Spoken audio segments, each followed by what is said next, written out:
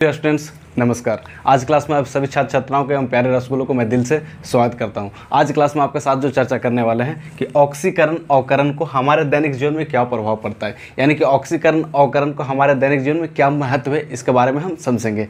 ठीक है, तो अगर आप भी चाहते हैं सारी चीज़ों को आसान शब्दों में सीखना तो आपसे एक ही रिक्वेस्ट है, वीडियो को आखिर तक जरूर देखिएगा। आज का मोटिवेशन कोर्स जो आपको ऊर्जावान बनाएगा, आपके चेहरे पर मुस्कुराहट लेकर आएगा, आपको पढ़ने के प्रति जगाएगा, जोश और जुनून को बढ़ाएगा, वो है मंजिल ने हौसलों से कहा। मंजिल ने हौसलों से कहा तेरी बस की बात नहीं।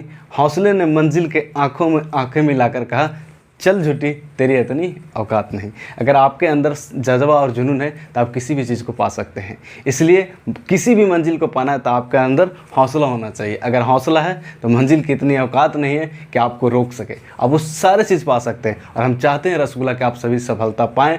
सफलता आपको सफल होने के लिए बस यही चाहिए कि आपको बोर्ड में अच्छा मार्क्स लाना है और हम आपको साथ देंगे। बस आप हमारे साथ जुड़े रहिए। चैनल पर नए हैं तो चैनल को सब्सक्राइब जरूर कर लीजिए। आइए अब वीडियो को स्टार्ट करते हैं। आगे बता रहे हैं कि हमारे दैनिक जीवन में ऑक्सीकरण अवकरण का क्या प्रभाव है। तो निम्न प्रभाव है जो कि आपको एक एक करके हम चर्चा करेंगे। पहला प्रभाव है कि भोजन के पाचन में ये सहायक करता है। दूसरा, भोजन के खराब या विकृत गंधता होने में ये सहायक करता है। ठीक है, श्वसन की क्रिया में, दहन की क्रिया में और संचारण की क्रिया में, ये सारी क्रियाओं में ऑक्सीकरण अवकरण का प्रभाव होता है। अब हम एक एक करके अलग से हम डिफाइन करेंगे। आप सिर्फ देखते जाइएगा, आपको समझ में आ जाएगा। देखिए, सबसे पहला है भोजन के पाचन में। सर, भोजन के पाचन में कैसे ऑक्सीकरण अवकरण अभिक्रिया काम करता है, तो थोड़ा सा आप सुनिएगा, आपको समझ में आ जाएगा।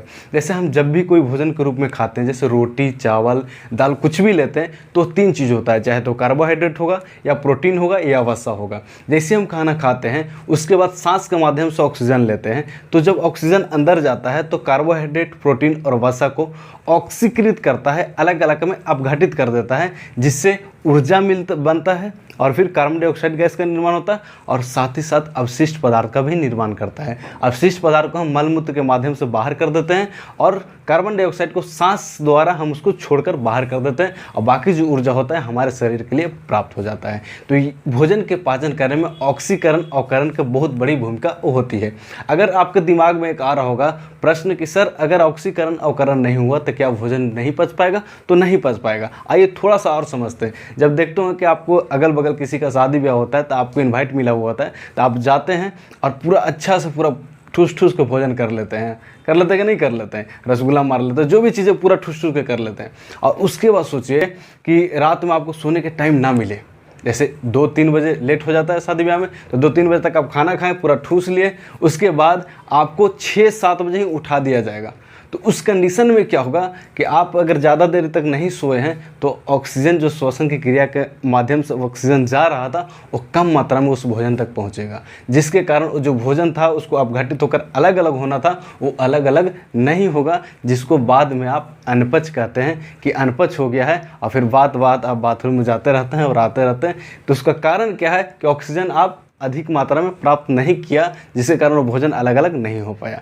जब वही भोजन को आप पूरे ठूस ठूस के किए हैं, 2-3 बजे ही किए हैं और वहाँ से लेकर आप पूरे 10 घंटा की नींद लेते हैं, 8 से 10 घंटा नींद लेते हैं, तो उस कंडीशन में पर्याप्त मात्रा में आपको ऑक्सीजन मिलता है, जिसके कारण वो भोजन अपघटित होकर अलग अलग हो जाता है और फिर उस कंडीशन में आप अनपच नहीं होता है। उस समय से भोजन आपको उस कंडीशन में पच जाता है। और आई होप आपको समझ में आया होगा कि सर ऑक्सीकरण अवकरण अभिक्रिया जो है भोजन के पाचन में कैसे सहायक करता है।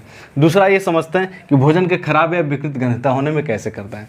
तो भोजन के खराब होने में, जैसे हम ताज़ा भोजन कोई बनाते हैं तो बड़ा उसके खाने में स्वादिष्ट लगता है और प्रिय होता है, बहुत ही अच्छा लगता है, लेकिन उसी भोजन को लंबे समय तक अगर खुले वातावरण में छोड़ देते हैं तो फिर खराब हो जाता है, बेकार हो जाता है, जिसको हम बोलते हैं कि बासी भोजन हो गया। वो होता क्या है कि जैसे उस भोजन को हम लंबे समय तक छोड़ते हैं खुले वातावरण में, तो खुले वातावरण से ऑक्सीजन को ऑब्जर्व करके ऑक्सीकृत हो जाता है और जिसमें ऑक्सीजन का संयोग होता है उसी को ऑक्सीकरण कहते हैं और जिसमें ऑक्सीजन का वियोग होता है उसको अवकरण कहते हैं। तो सारा चीज़ में ऑक्सीजन का ही संयोग हो रहा है, भोजन के पाचने में भी और भोजन के खराब होने में। जैसे ऑक्सीजन को लेकर ऑक्सीकृत हो जाता है, तो ऑक्सीकृत हो जाता है मतलब उसको खराब हो जाता है, उसे एक गंध आने लगता है, अजीब तरह के गंध आने लगता है, जिसको विकृत गंधता भी कहते हैं। आगे समझते हैं आपको श्वसन की क्रिया। अब श्वसन की क्रिया, अब बताइए अगर ऑक्सीजन नहीं रहेगा तो क्या श्वसन की क्रिया हो पाएगा? नहीं, क्योंकि हम क्या करते हैं, ऑक्सीजन को सांस के रूप में लेते हैं और कार्बन डाइऑक्साइड को छोड़ते हैं। तो श्वसन की क्रिया तब भी संभव है जब ऑक्सीजन रहेगा। अगर ऑक्सीजन नहीं रहा तो हम जी नहीं पाएंगे। तो श्वसन के क्रिया में ऑक्सीजन तो अति महत्वपूर्ण है। उसके बाद दहन की क्रिया में, दहन की क्रिया मतलब अभी समझिए दहन क्या है, दहन किसे कहते हैं, नेक्स्ट क्लास में आपको बेहतर तरीका से आपको समझाएंगे। लेकिन दहन की क्रिया होता है ऑक्सीजन की उपस्थिति में। जब कोई पदार्थ ऑक्सीजन की उपस्थिति या अनुपस्थिति में जलकर ऊष्मा प्रकाश का निर्माण करता है, ऊष्मा प्रकाश उत्पन्न करता है, तो उसी को हम दहन कहते हैं।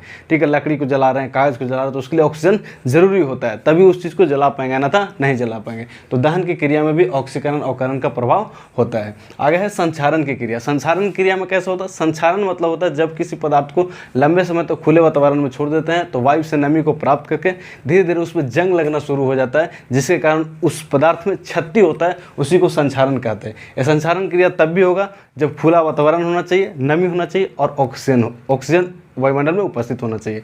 जैसे वो ऑक्सीजन को ग्रहण करता है तो ऑक्सीकृत होकर धीरे धीरे वो संचारण होता है, वो पदार्थ धीरे धीरे खत्म होने लगता है, उसी को संचारण की क्रिया कहते हैं। आई होप आपको सारा चीज़ समझ में आया होगा कि कैसे ऑक्सीकरण अवकरण हमारे दैनिक जीवन में प्रभाव डालता है। नेक्स्ट क्लास में आपको हम बताएंगे कि दहन किसे कहते हैं, दहन कितने प्रकार का होता है और दहन के लिए कौन कौन से पोषक तत्व उपस्थित है, क्योंकि इसके बाद जितने क्लास होने वाला है आपके एग्जाम की दृष्टि से अति महत्वपूर्ण होने वाला है। तब आप हमसे जुड़े रहिए, क्योंकि शिक्षा वो शेरनी का दूध है जो जितना पिएगा उतना दहाड़ेगा।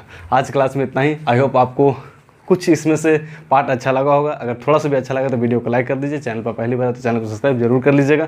मिलते हैं आपसे नेक्स्ट क्लास में नए जोश और जुनून के साथ। तब तक के लिए आप जहाँ भी रहिए खुश रहिए, स्वस्थ रहिए, मन लगा कर पढ़ाई कीजिए, अपने से बड़े बुजुर्गों का सम्मान कीजिए, माता पिता काम में सहयोग जरूर कीजिए। All the best, thank you, जय हिंद।